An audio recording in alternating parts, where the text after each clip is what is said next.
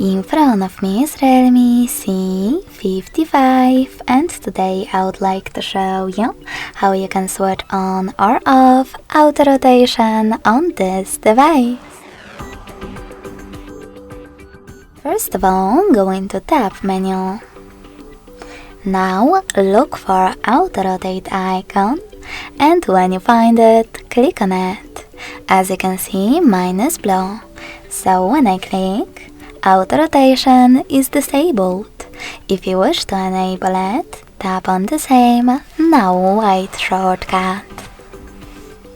You can also go into settings instead, scroll down and tap on display and brightness.